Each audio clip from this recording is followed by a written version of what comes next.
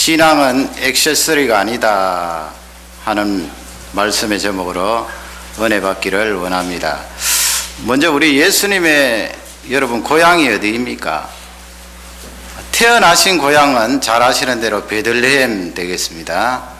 구약 성경의 예언대로 베들레헴 땅에서 태어나셨고요.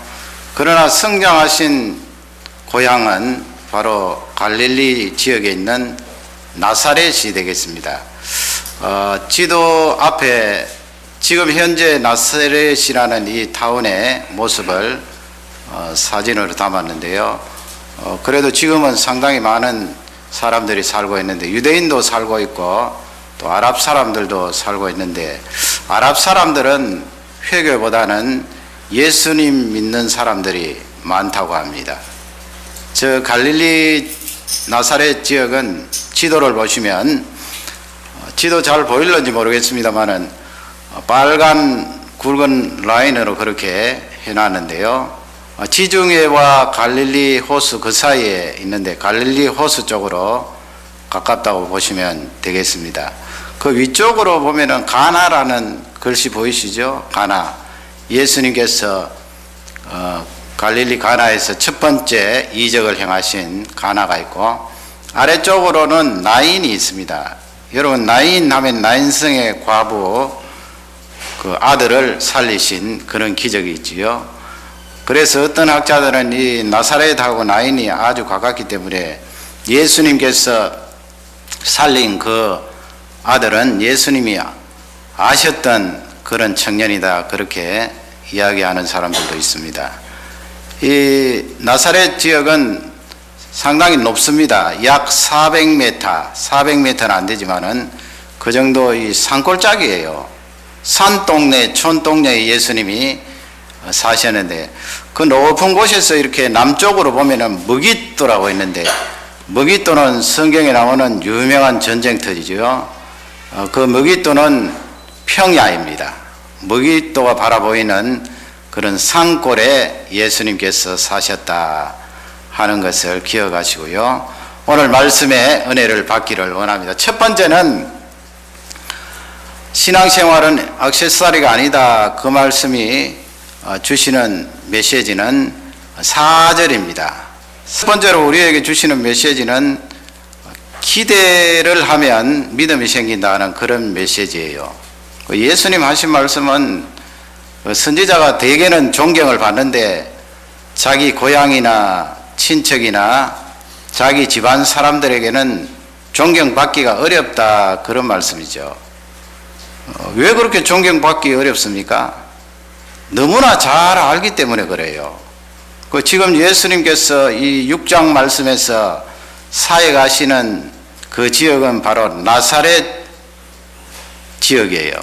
자기 고향이지요. 예수님 고향입니다. 그 고향에서 회당에 들어가셔서 안식일에 하나님의 말씀을 가르치시는데, 이사야 61장에 나와 있는 그 말씀을 가르치고 계시는 것입니다. 그런데 사람들이 예수님의 그 말씀을 듣고 놀라기는 했지만은 예수 그리스도의 그 말씀과 능력을 배척하는 거예요. 믿지 않는 것입니다. 우리 자녀들 이제 부모님에게 어떨 때는 좀 속상할 때가 있을 거예요. 왜냐하면은 부모님들이 자녀들 되게 못 믿어 하시거든요. 못 믿었다는 말씀은 내가 자녀들을 믿지 못한다, 이 말씀도 아니고요. 뉘앙스가 다른 것입니다. 내가 너를 신뢰하지 못한다, 그 말씀도 아니에요. 못 믿었다, 이 말씀은 자녀들을 너무 잘 알잖아요. 어릴 적부터 기저귀 갈아 끼우고 어릴 적부터 키우고 20몇 년간 아니면 10몇 년간 같이 자고 같이 지내고 같이 울고 같이 웃었는데, 부모님들이 자녀들을 너무나 잘 알아요. 어릴 적부터 보았고 알았기 때문에 연약한 부분을 우리 부모님들이 잘 알아요. 잘 알기 때문에 못 믿었다 그러는 거예요. 그 아는 내용 가운데 자녀들이 가지고 있는 장점만 아는 것이 아니고 많은 부분은 연약한 부분을 알고 있거든요. 그 연약한 부분을 생각하시면 못 믿어온 거예요. 그래서 그냥 인사도 길 조심해라. 요즘은 뭐 그렇게 인사 안 합니다만은 하여튼 비슷하게 인사하는 거예요. 좀 조심해라. 사람 조심해라. 차 조심해라. 그것은 자녀가 가지고 있는 연약한 부분을 너무나 잘 알기 때문에 그렇게 말하는 것인데, 자녀들은 도리어 그런 내용을 가지고 서운해할 때가 많이 있습니다. 5절 말씀에 가면은 거기에 이제 예수님께서 그곳에서는 능력을 행하실 수가 없다 그랬어요.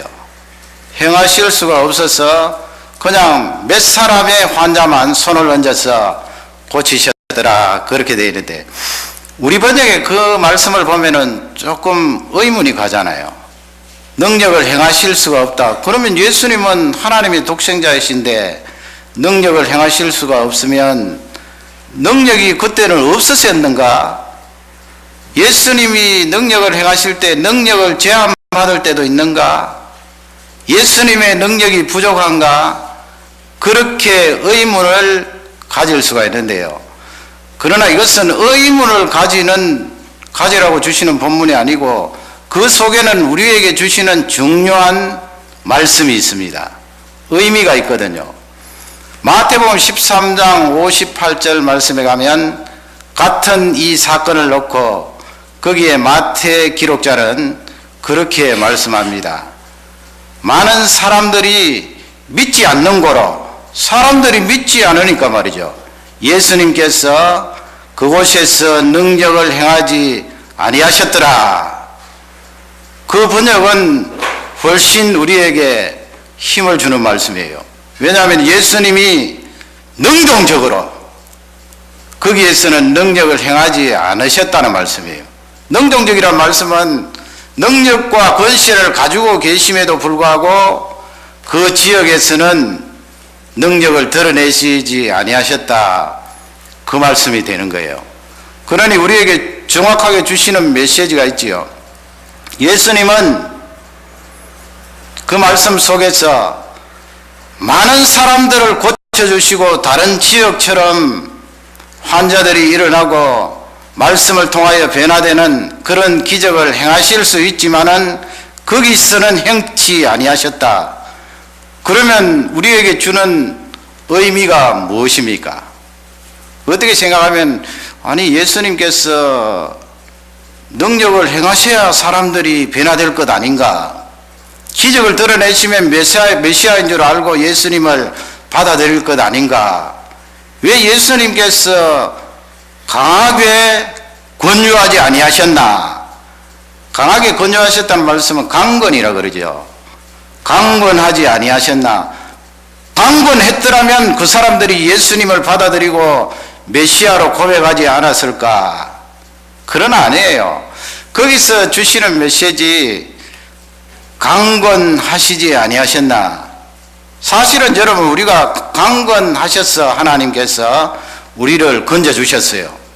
가만히 두셨으면 우리가 하나님 앞에 나올 수가 없답니다. 강권하신 은혜가 있어요.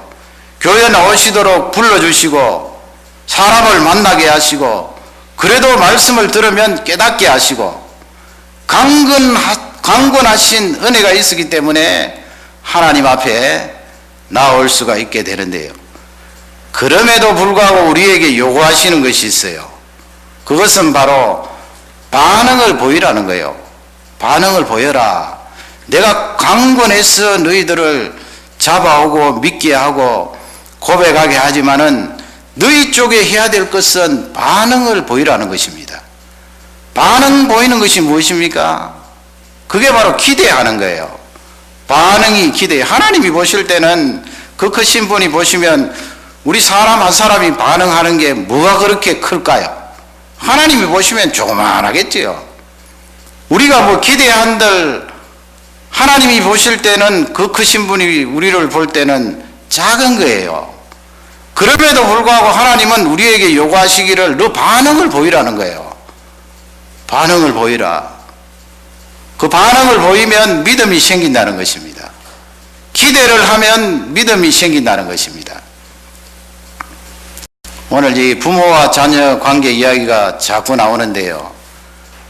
부모와 자녀 사이의 그 관계도 반응이 중요하잖아요. 자녀가 부모님을 향하여서도 마찬가지예요. 반응이 오기를 기다리고 또 부모님도 자녀들을 향하여서 반응이 오기를 기다려요. 그래서 될 수 있으면 자녀들이나 부모님들이 자신의 감정이라든지 일어났던 일들을 서로 간에 많이 이야기하는 것이 좋답니다. 그게 맞잖아요. 반응이 왔다 갔다 하는 거예요. 그렇게 반응을 보인다는 것은 기대한다는 거지요. 내가 너의 약한 부분을 알고 있지만은 네가 그렇게 나에게 말해주니까 그 반응이 좋다. 너 나를 향하여 기대한다는 거지. 부모님에게 반응을 보인다는 것은, 말한다는 것은 기대가 있기 때문에 그런 거 아니에요. 부모님이 나의 말을 들어줄 거야. 나를 위하여 기도해 줄 거야. 내가 부모님을 향하여 말하고 이야기하면 내 속이 후련해. 우리 부모님들도 마찬가지고요. 자녀들을 향하여서 이야기하고 말하고 내 사정을 알리는 것이 대단히 중요해요. 그렇게 왔다 갔다 하는 것이 있어야 되는데, 하나님과 우리 사이에도 하나님이 우리에게 요구하시는 것은 반응을 보이라는 거예요. 그런데 이 갈릴리 지역 나사렛 부근의 사람들은 반응을 보이지 않네요. 반응이 없다는 것은 기대를 하지 않는다는 거예요. 기대를 하지 않으면 믿음이 생길 수가 없어요. 믿음이 안 생기면 그 크신 하나님도 능력을 드러내시지 않아요. 그러니 여러분, 이 말씀은 우리에게 중요한 메시지가 아닌가요? 우리가 하나님 앞에 나오는데 반응을 하지 않으면 그건 기대를 안 한다는 거예요. 반응하는 게 중에 하나가 기도 아닙니까? 기도한다는 것은 반응하는 것이요. 하나님 아버지, 지난주에 이런 일이 있었는데 제가 많이 속이 상하고 어렵습니다. 하나님, 이 문제를 어떻게 해결하면 좋겠습니까? 하나님 다 아시지만은 내가 하나님 앞에 반응을 하는 거예요. 그렇게 반응하는 속에는 기대가 있잖아요. 내가 하나님 앞에 말씀드리면 하나님께서 그 문제 해결해 주시고 내 속을 다 하셔서 척척 이루어 주실 것이야. 기대를 하고, 기대를 하게 되면 그 다음에는 믿음이 생겨요. 그러니 이 신앙생활이라는 것은 딱 끊어지는 것이 아니고요, 쭉 연결되는 거예요. 하나님 앞에 반응을 보내고 기대를 하고 쭉쭉쭉쭉 연결되는 거예요.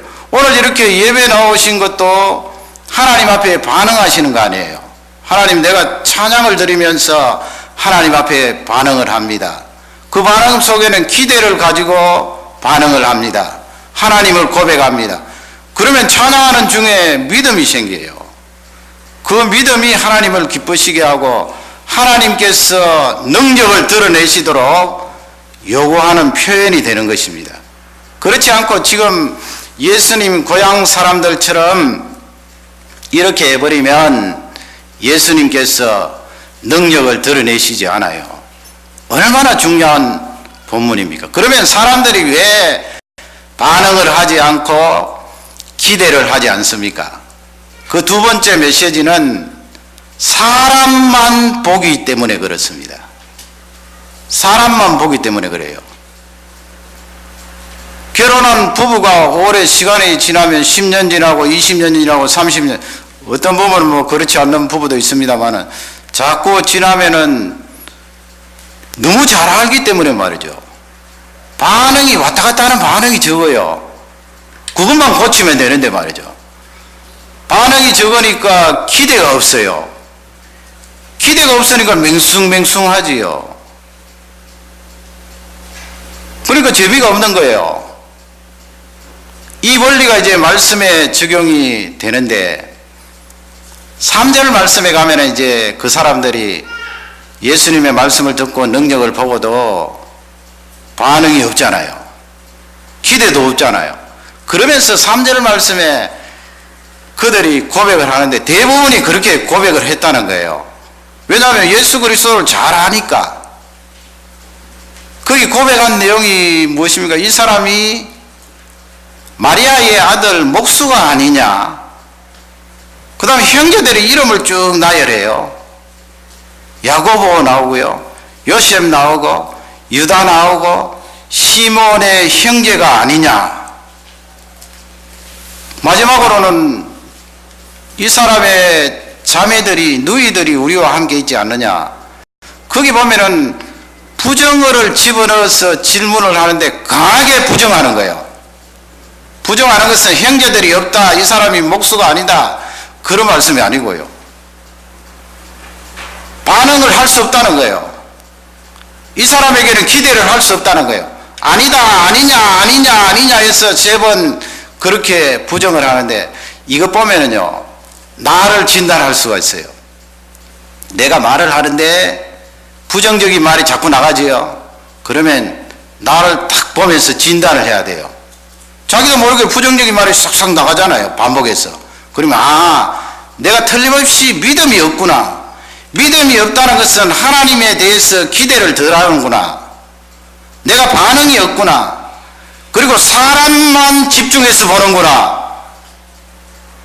여러분, 내 입술에서 부정적인 말이 자꾸 나가면 그건 백발백중 내가 믿음이 없다는 거예요. 믿음이 있으면 그렇게 부정적인 말이 안 나간다는 거예요. 지금 이 예수님 고향 사람들도 계속해서 부정적으로 말하잖아요. 있는 사실을 끄집어내어서. 그러면 이제 세 가지로 거꾸로 3절 말씀을 한번 올라가 보겠습니다. 뒷부분은 형제들과 누이들을 거론하잖아요. 네 사람의 남동생, 그 다음에 누이들, 여동생들이죠. 그러니까 이 마리아와 요셉이 결혼하여서 많은 자제분들을 두었다 하는 것을 알 수가 있겠지요. 그 어떤 교단에서는 이 마리아를 예배하는 대상으로 삼는데 그건 크게 성경 말씀에 맞지 않는 거예요. 마리아도 예수 그리스도를 통하여 구원함을 받을 존재이지 예배의 대상이 아니에요. 왜 그렇습니까? 그도 요셉과 나중에 결혼하여서 이렇게 자녀들을 두었어요. 많이 두었잖아요, 우리 한국 사람들처럼. 예배의 대상이 아니에요. 마리아가 살았던 그 나사렛이라는 동네에 지금도 마리아의 우물이라고 하는 그런 장소가 있어요. 그림으로 한번 보시기 바랍니다. 나중에 성지 갔을 때 직접 보시고요. 저렇게 마리아의 우물이 남아있어요. 그러니 이 갈릴리 동네에 살았던 사람들이 잘 아는 거예요. 예수님의 남동생들이 누구인지, 여동생들이 누구인지, 또 그의 어머니, 아버지가 누구인지 얼마나 잘 알겠어요. 나사렛이라는 동네는 당시에는 학자들이 말하기를 30가정 이하예요. 30가정 이하면은 뭐 200명 되었을까요? 한 200명. 많아도 300명. 아주 작은 촌락인데 요세푸스라는 유명한 학자가 있어요. 역사가인데. 그 학자가 그 갈릴리 지역에 조그마한 타운들을 200개 골라내어서 이름을 쭉 적은 것이 아직도 전해 내려오고 있는데, 그 200개 타운 이름 가운데 나사렛이라는 이름은 없어요, 여러분. 실제 역사적으로 없어서 없는 것이 아니고 워낙 작고 촌동네 산골짜기이기 때문에 이름을 뺀 거예요. 그러니 여러분 위로가 되지 않습니까? 그 크신 하나님의 독생자가 이 세상에 나를 건지시기 위하여 오셔서 성장하신 동네가 그런 동네예요. 아주 초라하고 남들도 다 작다고 말하는 그 동네에서 성장하신 거예요. 그 다음에 이제 중간쯤 보면 목수가 아니냐 그렇게 되어 있어요. 어떤 복음서에 보면은 아버지 요셉이 목수가 아니냐 그렇게 되어 있는데, 오늘 마가 제자는 예수님을 향하여 그 직업을 말하고 있는 거예요. 공생애 하기 전에 하셨던 일이겠지요. 목수가 아니냐. 그러니 아버지가 목수 일을 하셨으므로 예수님께서도 성장하시는 그 과정에서 아버지 일을 도와서 목수 일을 하셨다는 것을 알 수가 있는데, 그 목수가 아니냐 할 때 그 단어는 테크톤이에요. 테크톤.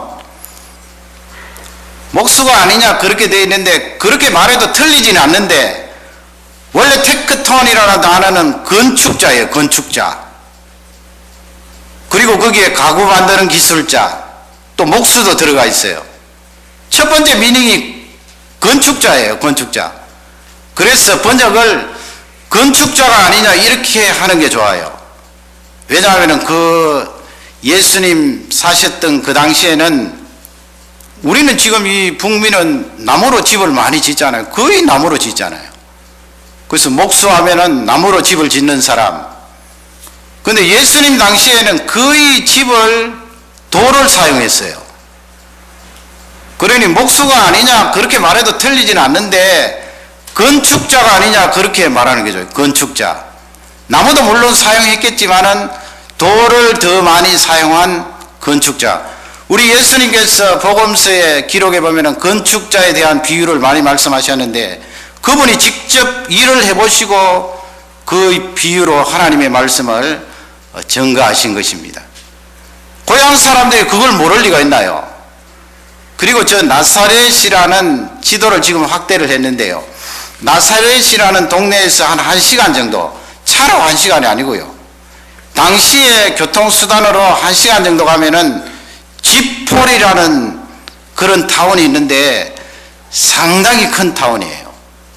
거기에서 이제 로마 정부를 향하여서 반란이 일어나니까 로마 군인들이 그 지포리를 쑥대밭으로 만들어 버렸어요.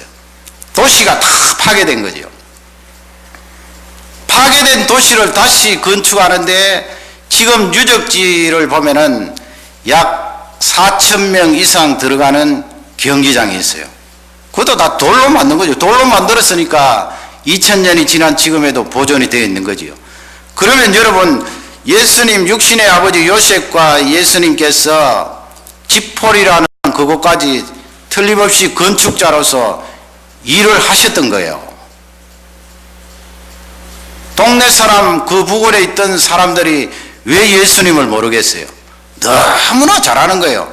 그러니 조금 더 의역을 하면은 지금 말씀을 전하는 저 예수라는 자는 지포리에 왔다 갔다 하면서 건축을 하던 자가 아니냐 그런 말이에요.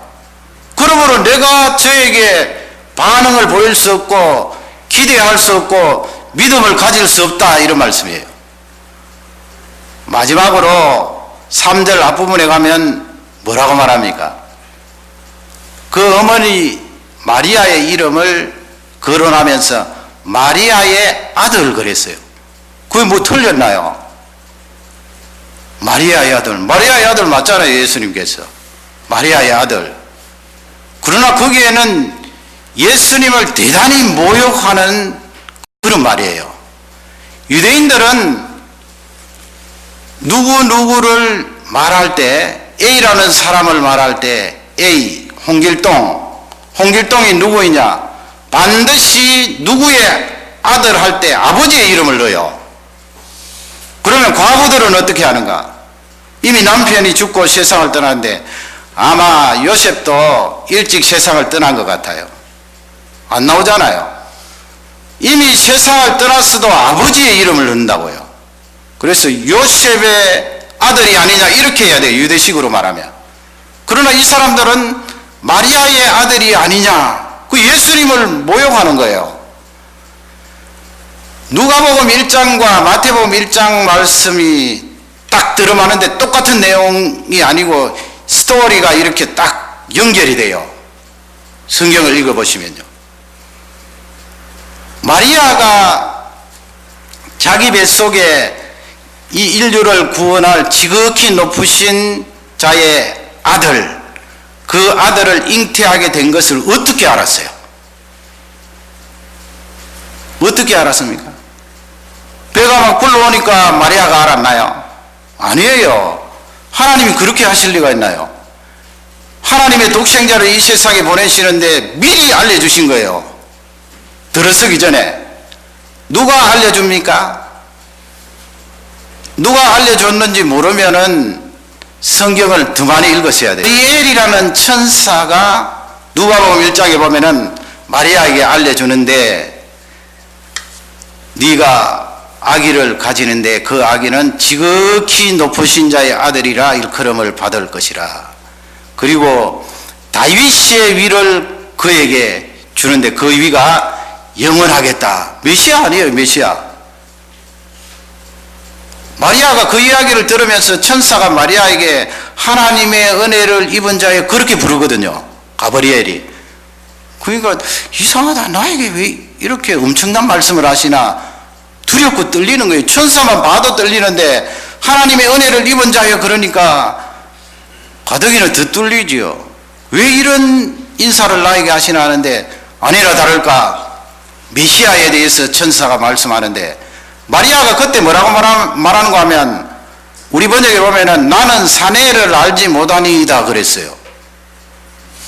쉽게 말하면 내가 결혼도 안 했는데, 남편과 잠자리도 같이 안 했는데 어떻게 내가 아기가 내 태 속에 들어설 수가 있나요? 그러니까 천사가 하나님의 말씀은, 그 앞에 수식어를 달았어요.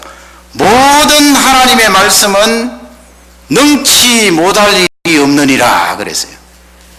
결국은 마리아가 그 천사의 말을 받아들이고 이 계집종을 통하여 이루어질 줄 믿습니다, 그렇게 고백하지 않아요. 그때부터 이제 마리아 태 속에 성령의 능력으로죠. 천사가 그렇게 말했습니다. 성령의 능력으로. 성령의 능력입니다, 여러분.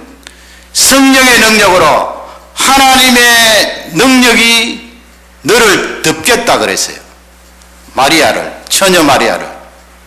어떤 사람은 어떻게 결혼도 하지 않았는데 처녀의 몸에서 아기가 들었을 수가 있나요? 못 믿겠습니다, 그는. 여러분, 하나님께서 우리를 만드셨는데 그건 못하면 하나님이 아니지요. 하나님이 하시는 것은 당연해요. 그 나사렛 동네에서 가브리엘의 말을 듣고 어디로 가는가 하면 유다 땅으로 가요. 상당히 거리가 떨어져 있지요.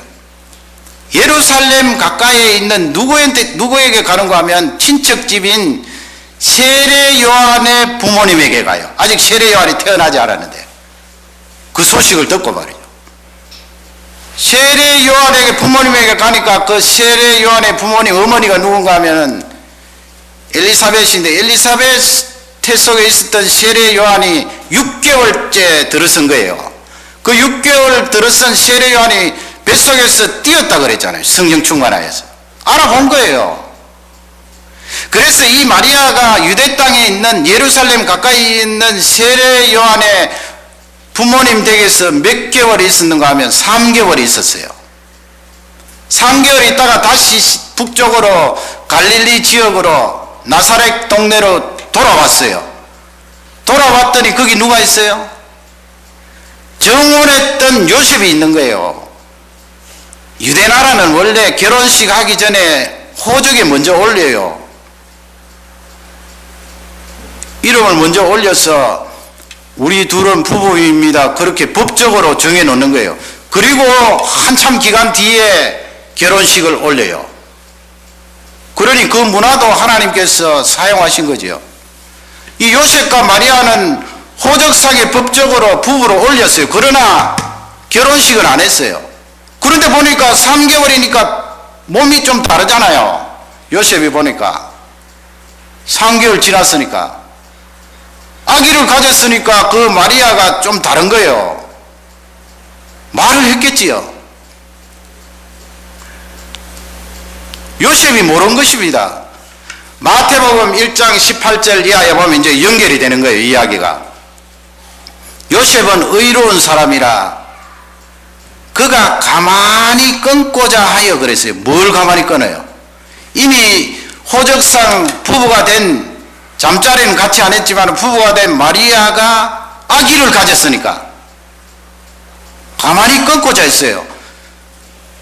의인이 아니었더라, 의로운 사람이 아니었더라면 동네방네 다니면서 소문을 내고, 소문 내면 그 다음엔 돌에 맞아 죽거든요, 여자가. 결혼식도 안 하려는데 아기가 들었었으니까 돌에 맞아 죽는 거예요. 그거는 율법에 의해서. 그러니 요셉이 이 마리아를 사랑하니라 그냥 가만히 끊고자 했는데 이번에 또 누가 천사가 나타나셔서 요셉아 마리아 데려오기를 무서워 말라. 그에게 잉태된 자는 성령으로 잉태된 것이니 그 이름을 예수라 하라. 예수라는 이름의 뜻은 저가 자기 백성을 저의 죄에서 구원할 자이라. 성경이 그렇게 되어 있잖아요. 그래서 이 요셉이 마리아를 받아들인 거예요. 그러나 여러분 동네 사람들은 알아요 몰라요? 성령의 능력으로 예수님이 이 세상에 탄생하셨다는 것을 몰라요. 어떻게 알아요? 그 사람들이 어떻게 알아요? 그래서 예수님의 탄생에 대해서 스캔들을 생각한 거예요. 마리아의 아들이 아니냐 그 말은 이 사람 아버지도 없는 사람 아닌가? 아버지도 모르는 사람 아닌가? 그러니 여러분 얼마나 예수님이 모욕을 당하신 거예요. 우리가 이 세상 살면서 모욕을 당한다 해도 예수님이 당하신 그 모욕에 비유하면 사실은 아무것도 아니에요. 그분은 성령의 능력으로 창조주의 힘으로 이 세상에 태어났는데 사람들은 예수님을 향하여서 아버지도 모르는 사람 아닌가? 그러니 우리가 어떻게 반응하고 어떻게 기대를 하고 어떻게 이 사람의 말을 믿을 것인가? 사람만 보면 그렇게 된다는 것입니다. 사람만 보면 반응이 안 나가요. 사람만 보면 기대가 안 나가요. 그러나 우리 예수님은 하나님이시잖아요.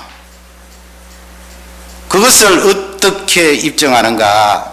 세 번째로 우리는 그러므로 말씀과 권능에 기대를 해야 된다 말씀이에요. 말씀과 권능이에요.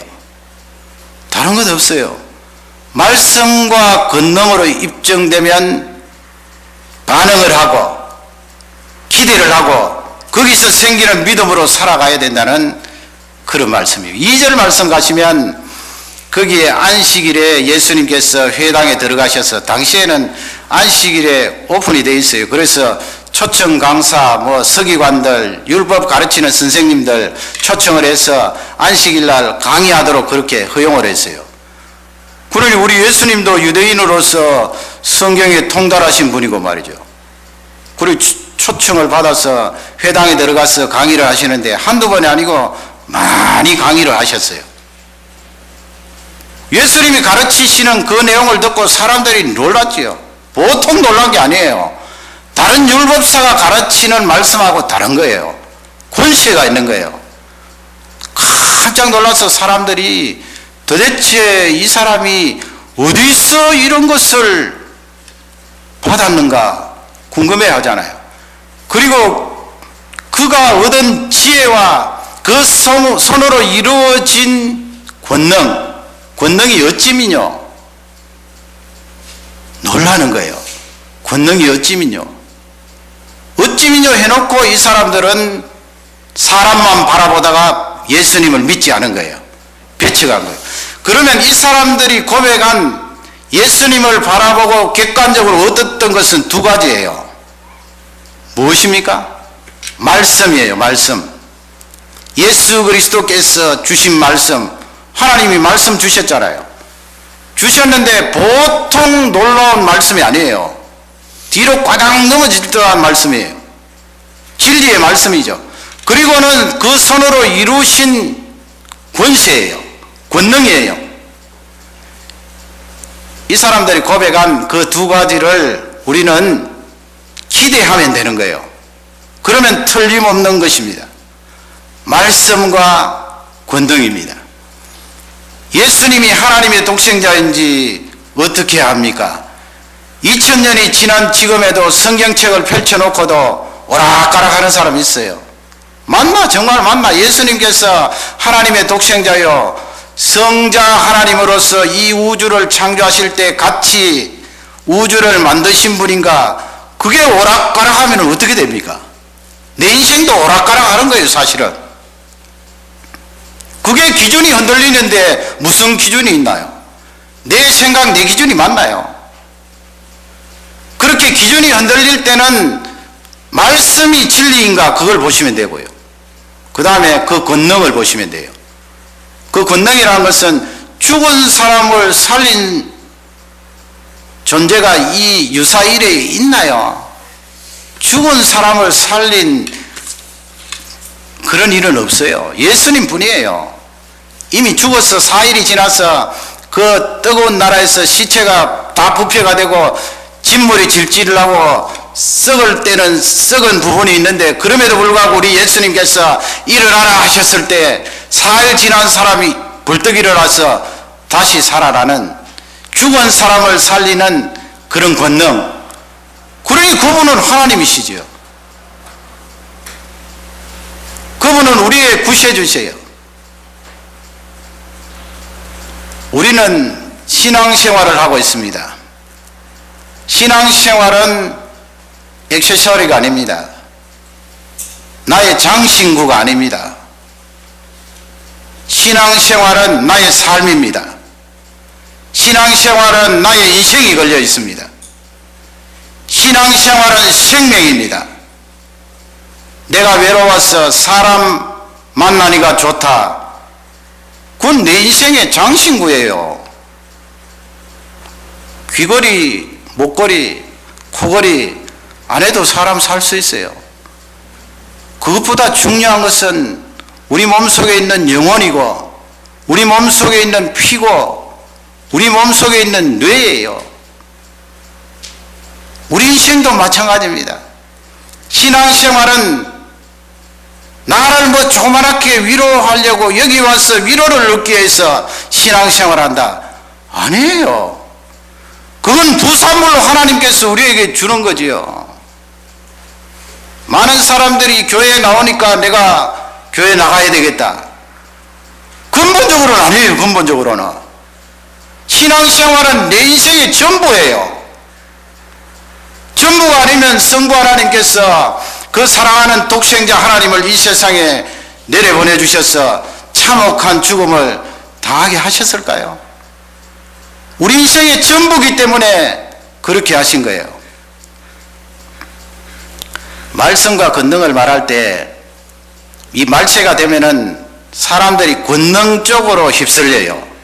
그래서 말씀은 그냥 제쳐두고 어떤 기적이 드러나면 이야 진짜다 그러거든요.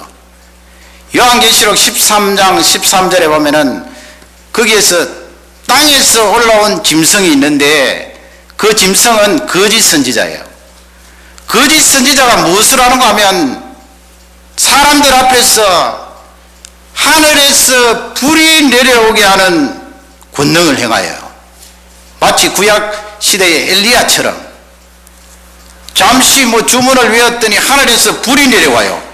그러면 여러분 우리 따라갈 거 아니에요.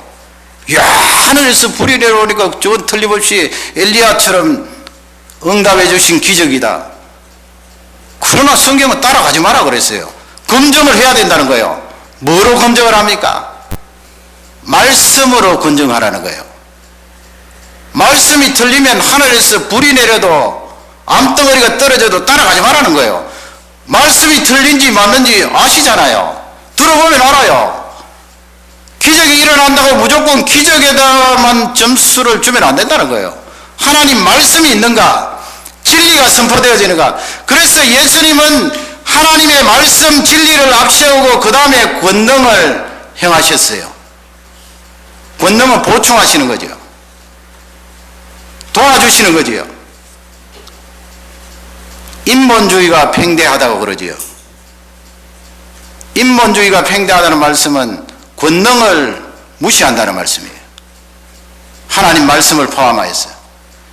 요즘처럼 달나라가는 세상에 그냥 눈에 보이지도 않는 어떤 내용물이 콘텐츠가 눈에 보이지도 않는데 선도 없는데 그냥 다 이동을 하고 여기서 한국 여기서 저 아프리카까지 다 연결이 되는데 요즘 같은 세상에 권능이 어디에 있는가? 기적이 어디에 있는가? 하나님의 능력이 어디에 있는가? 그래서 전부 따지면 자기 계산이에요. 내가 1 더하기 2 더하기 3 더하기 해서 거기서 나오는 답이 딱 떨어져야 이건 맞는 거야. 내 생각에 요 생각이 맞다. 그 생각에 맞지 않으면 다 틀린 거예요. 그 인본주의지요. 하나님은 우리에게 말씀을 주실 때 이 말씀은 진리라.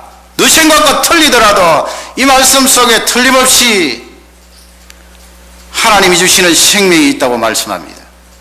그리고 그 말씀이 역사하면 권능이 드러난다고 말씀합니다. 기적이 나타납니다.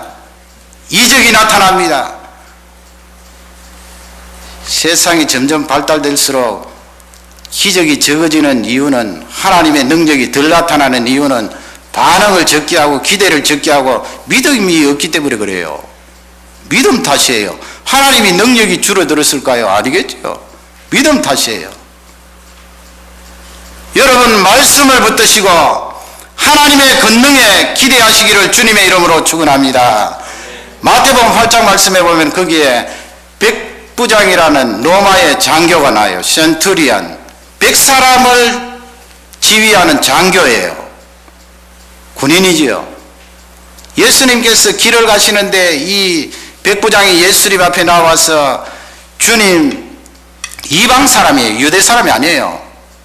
내 하인 가운데 중풍병에 걸린 하인이 있는데 심하게 괴로움을 당하고 있습니다. 좀 고쳐주십시오. 그러니까 예수님께서 이미 그의 믿음을 보신 거지요. 그래, 내가 가서 그 하인을 고쳐주리라, 가자 그랬거든요. 그러니까 이 백부장이 뭐라고 말했는가 하면은, 주님께서 직접 저희 집에 오시는 것을 저는 감당할 수가 없습니다. 감당할 수가 없습니다, 예수님.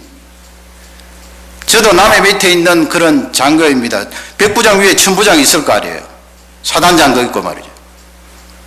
그런 장급 위에 있는 사람이 나를 향하여서 시키면 나 그대로 합니다. 그리고 내 밑에도 부하들이 있는데 내가 그 부하들을 향하여서 저리 가라 그러면 그 사람들 저리 가고, 이리 오라 그러면 이리 오고, 이것을 행하라 그러면 행하는데, 예수님께서 저희 집에 가실 필요 없고 그냥 이 자리에서 말씀만 하셔도 제 하인이 나을 것입니다.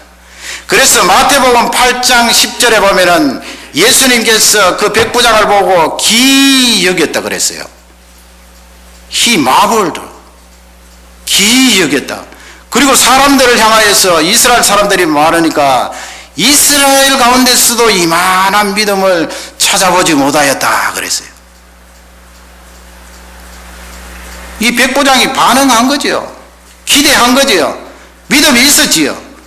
오늘 마가복음 6장 6절에 보면은 예수님께서 저들의 믿지 않음을 이상히 여겨 그랬어요. 이상히 여겨. 그것도 영어 번역엔 똑같아요. 이상히 여겨.